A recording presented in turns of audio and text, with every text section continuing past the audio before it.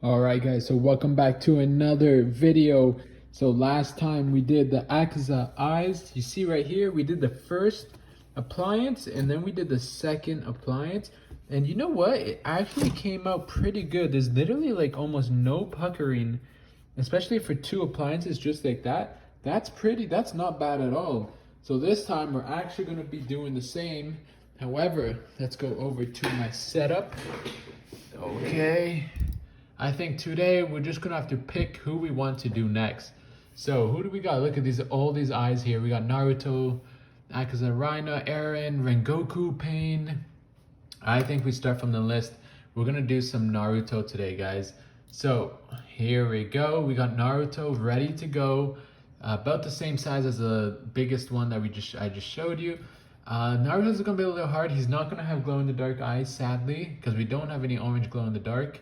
That's okay. I think he still looks pretty dope. So let's get this guy loaded onto the USB. So I'm just gonna come right here, grab the USB stick, and then plug it into my, here we go, my computer. And then this file right here, this white one, I'm just gonna drag it in. And now I'm gonna, that's it. And then I'm gonna end it, eject USB. And basically, I'm gonna set this bad boy up on a tripod and I'm gonna show you guys the steps before we start embroidering, just like last time, in case you're new here. So yeah, let's get this started. All right, so this is basically everything we're gonna be using. We got the 5x7 hoop right here. We got my stabilizer, 3 ounces from Amazon. And we got the water-soluble topping for extra stabilization. It goes on top. So this right here goes on top of the sweater. This goes underneath the sweater, just like that. I cut this out so that it could fit about 2 hoops like this. So that next time we do this, this one piece of stabilization can actually get like, we can embroider about 2 designs on here, 1, 2. And then the other one, 3, 4. So this stabilization right here can hold about 4 to get the maximum amount of use out of it. So basically all I'm gonna go do is I'm gonna spray this with a little bit of adhesive, and I'm gonna turn this over, apply it. Don't gotta tell you because I'm gonna show you. So this is all the tools we're using, guys. So just the hoop, the sweater, of course, or the t-shirt, the backing, the topping, and then just some scissors. Basically all we're gonna need, apart from the obvious, like the thread and the machine. So give me 2 seconds to go spray this. Alrighty, so here is my spray adhesive Elmer's. Gonna give it a good old shake. If you're wondering why I got shoes on, guys, breaking in my New Balances. Anyways, so I'm just gonna hold this here. I'll show you how long I spray it for. And I got this box, obviously, so that there's no, there we go. Oh, I got some on my finger. So, I don't know, that was like 5 seconds of spray. It likes to spray it like by itself for like 2 seconds. It also would have been like 3 seconds of me technically spraying. Let me just set this up. All right, so you guys are set up. So, all we're gonna do, flip this bad boy over. Now I gotta think, yeah. Flip this bad boy over, just like that. I think I'm gonna do it on the other side. Maybe like here. Will that fit? Ooh, barely. I don't know if it'll fit or not, so just to be safe, whatever, let's just do it on this side right here. I'm gonna move this up. Try to align this basically perfectly. That'll do. And flatten this bad boy down. Here we go. Just like this. As you can see, even with just a few passes, that adhesive spray actually did pretty good. So yeah, I'm just gonna, here we go. I can feel this is pretty like rock solid on there too. Like it's not going anywhere while I hoop. So pretty good. That adhesive was like 10 bucks. And now let's turn this bad boy over. And this is what the front looks like. Pretty good. There's like no wrinkles. Even if there were, it's not that big of a deal. So now we're actually gonna hoop it. Just gonna make sure you guys can actually see. You can. So this hoop is gonna go basically right here, but on the underside. And I want to make sure I'm not using too much, I'm not like leaving out too much backing on the bottom. I want basically all the backing to be used, and I think that's good. If not, we'll just reset it. Here we go. I think I messed up that.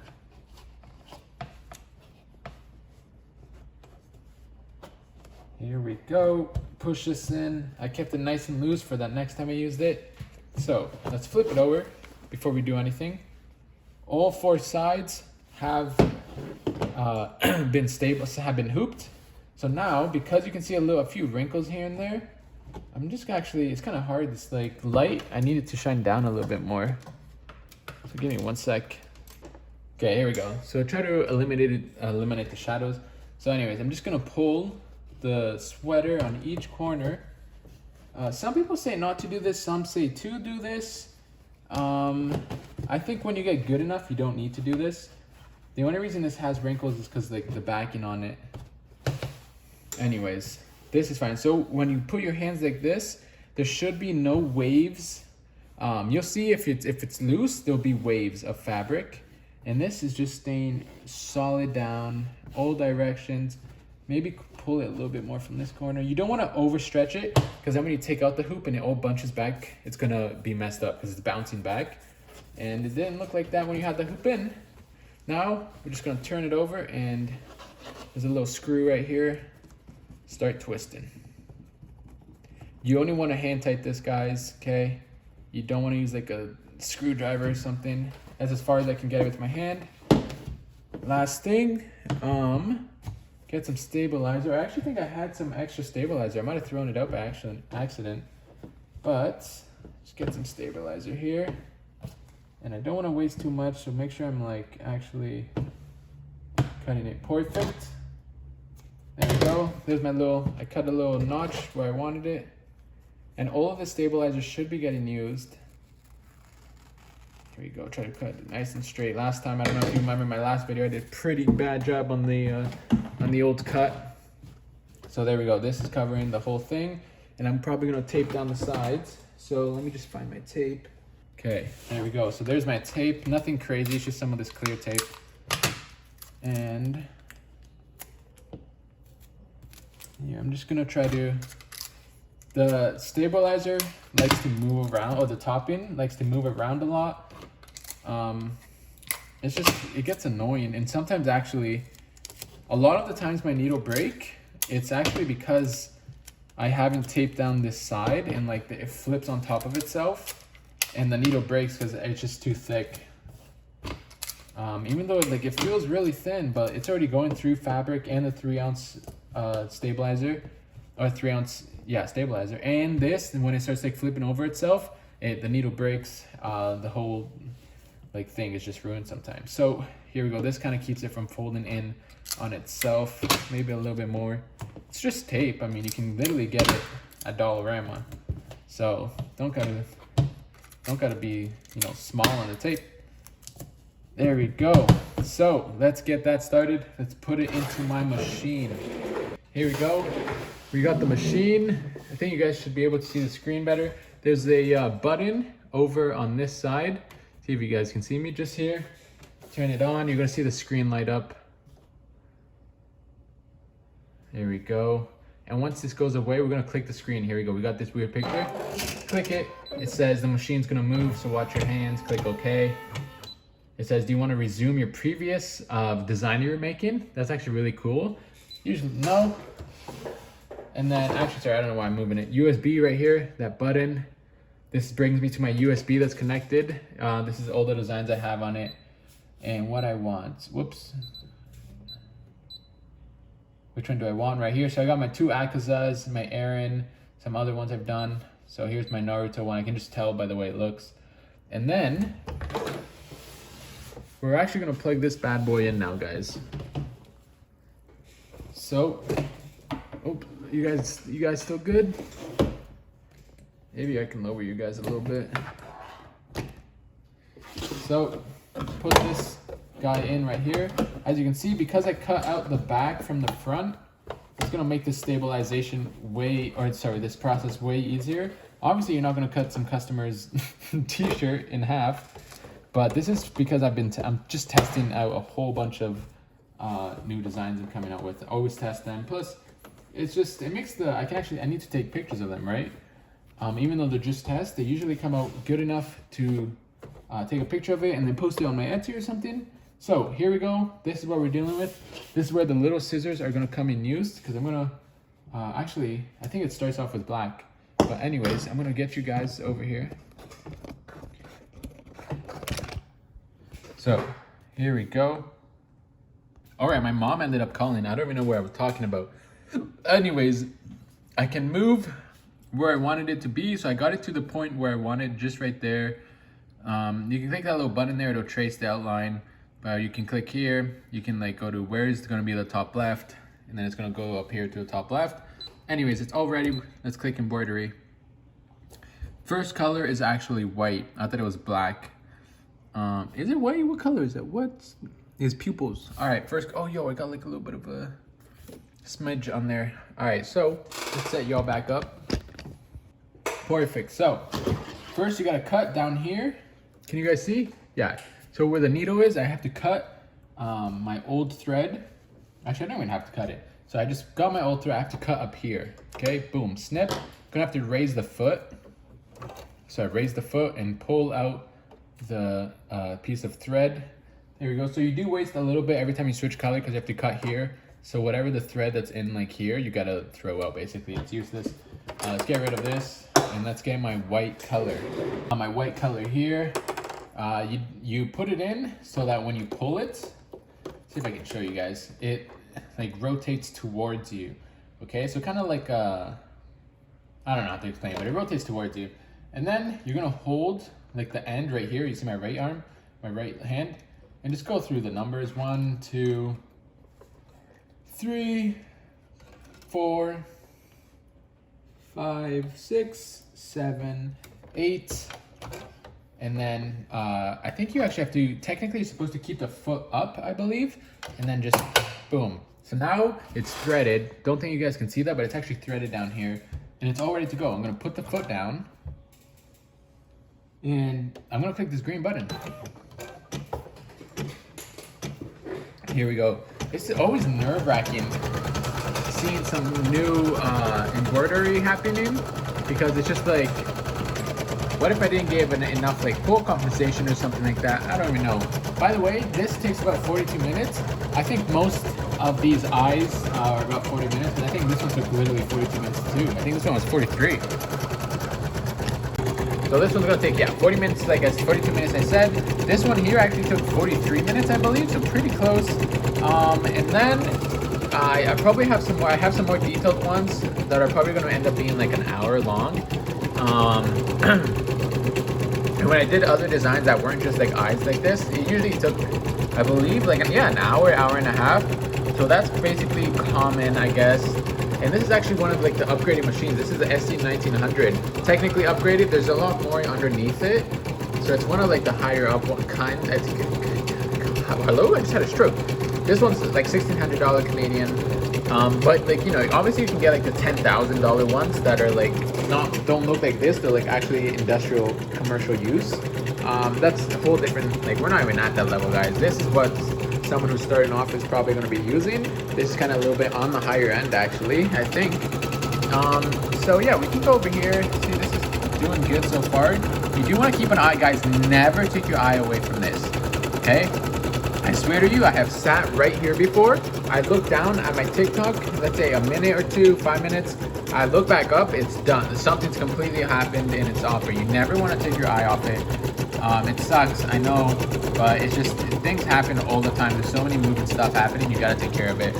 If we go over here, it'll actually show you, so top left, it shows we're using a 5x7 hoop.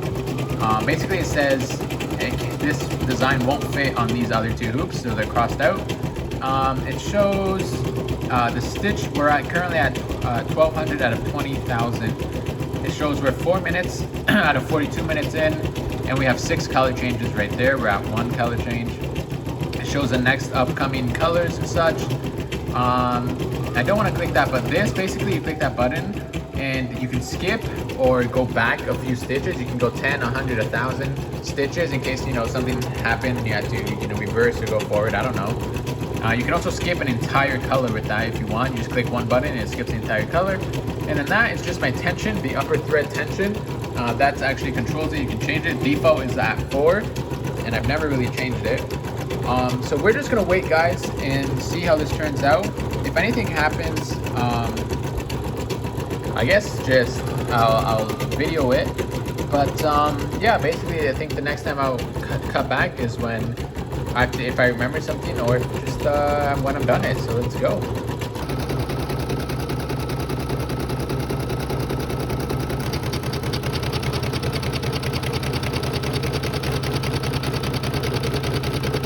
Alright, y'all, so this is what it's looking like so far.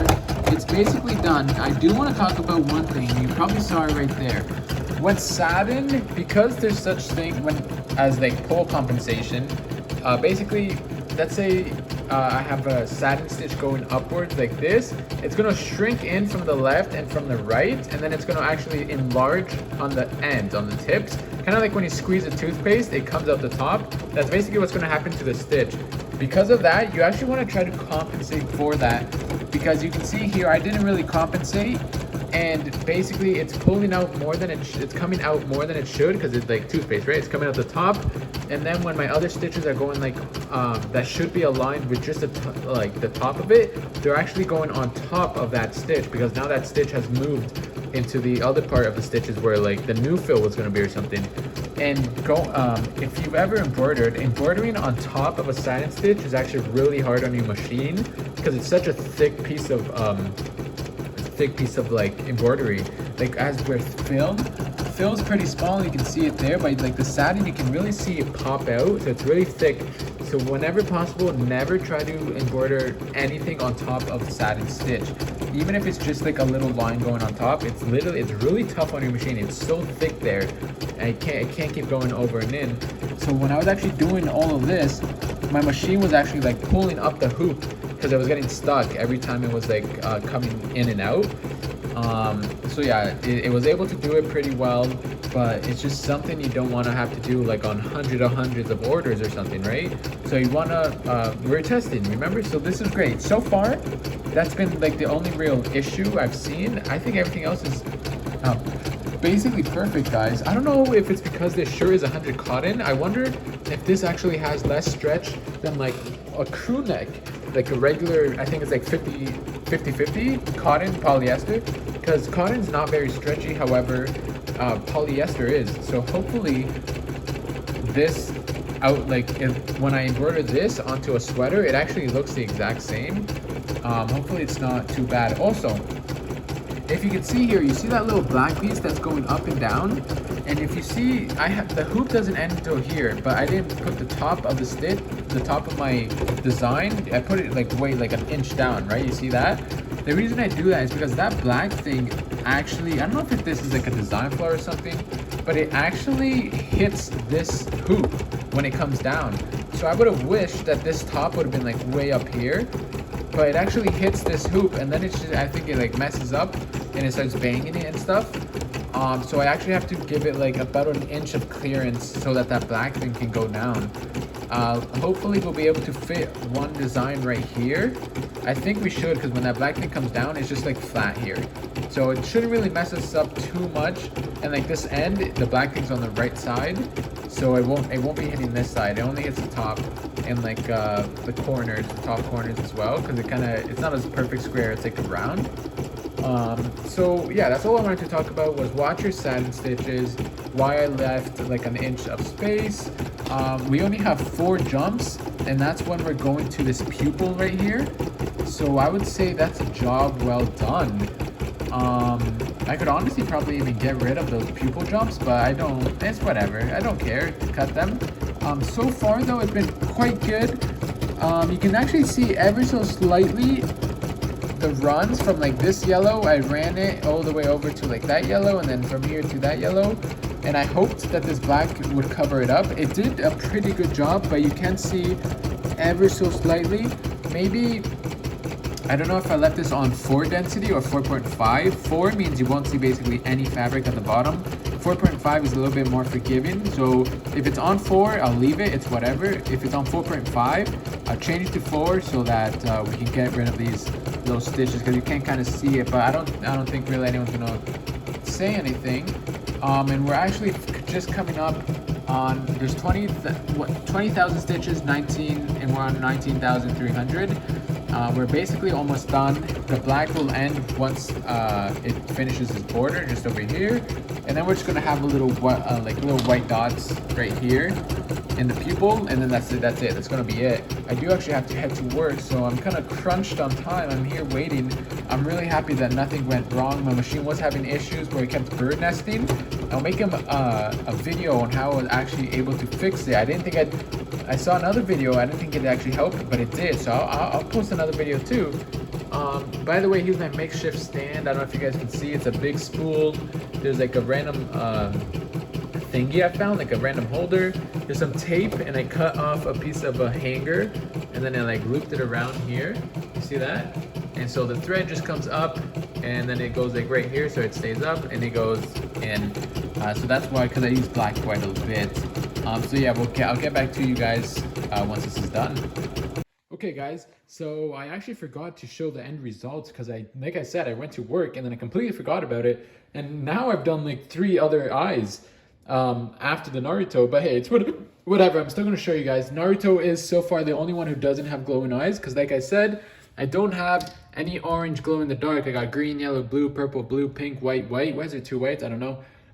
So yeah, I just had to use a regular orange, but he turned out pretty good. The shirt's kind of dirty. So I don't know if you guys can see, the shirt's like pretty dirty. I think that's the topping. I didn't wash it away very good. And like, I think it just kind of washed down and like landed here, and then it got sticky and it looks so gross. So I'm gonna have to throw it in the wash. But it's looking pretty good so far. There's a little bit of puckering. I would honestly say that's because how much stitching is on this one shirt. There's just so much, right? You'd probably never have this much, because this is probably like, there's probably 100,000 on this one side of the shirt. And I'm gonna do my reveal now. I've been building up to it, so there we go, guys. So just there, I guess it's a little spoiler into who we're gonna be doing next, but just there is above Reina is Naruto. So let's see if we can get him out into the light, just so I can really show you guys. So this is how he ended up turning out. As you can see, it's a blackout, so you can finally understand what I meant by blackout. There's a black garment, and then there's just sort of blacks, there's just small black details, and from far away, you can make out who it is, but those details are just kind of, you know, nice and subtle. As you can see right here, his yellow hair stuck out a little bit. Other than that, there wasn't too many errors. So let's see what else there was. I honestly think that was it. You can see right there, maybe there's like a piece of thread that seems like it didn't go in all the way. But other than that, I think that's really it. So this is what we're working with, guys. He turned out really good. And like I said, the other ones are glow in the dark, guys. So believe it or not. So make sure to check those videos out. It's really hard to capture glow in the dark stuff on camera and photos. But you know, at least you'll be able to see it a little bit. And hey, if you want to check it out, maybe you buy it on Etsy. Hey. Because they do actually really, like, they glow, guys. They really pop. It's just so hard to, like, a camera's not built to shoot things in the dark, right? So it's hard for it to capture it. So yeah, guys, this is how it turned out. I think it turned out really good. I guess I'll catch you guys on the next video, where, as you saw, maybe I'll blur him out, I don't know. But as you saw, I'll be doing Reina. So make sure to check out that video. Actually, no, I don't think I will be doing Reina. Yes, I will. I don't know, guys. Go check it out anyways. See ya.